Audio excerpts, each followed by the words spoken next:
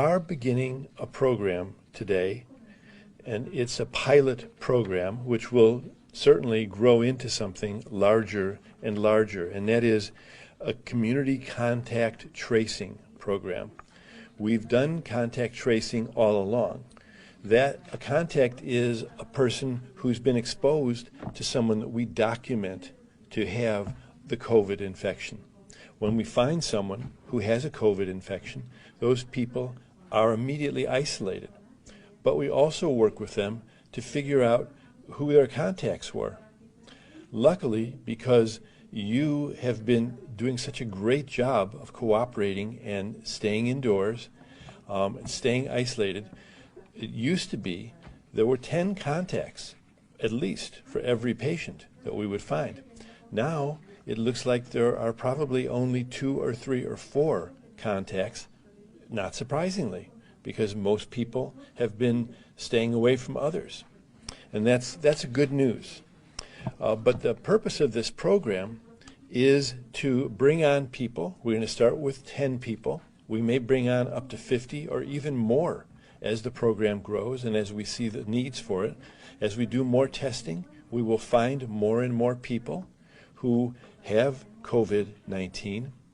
And again, we'll isolate every one of them, and we will find every one of their contacts, and we will make sure that they stay quarantined, and we'll check in with them every day.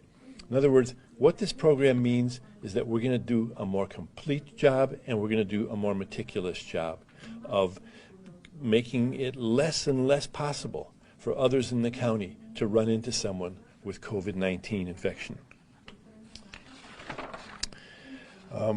It's not just our county that's bringing more people on. There are going to be thousands of people hired who will be these contact investigators throughout the state. And this is occurring in many, many other states as well, perhaps all of the states in our country.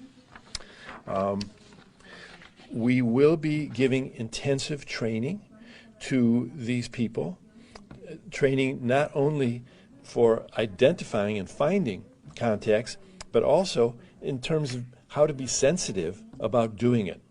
We also realize that as we find more contacts, some of the people we find are going to have trouble being isolated. For instance, if they live in a home where there's only one bathroom and there are 3 or 4 other people living there and those people don't have COVID infection, we're not going to be able to keep the person in that home.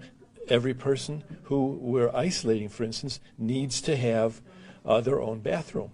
And so we'll be moving people like this into other kinds of housing that we have available. They'll also have other needs, perhaps, food, whatever it's going to be. The county will be there to back them up and to support them.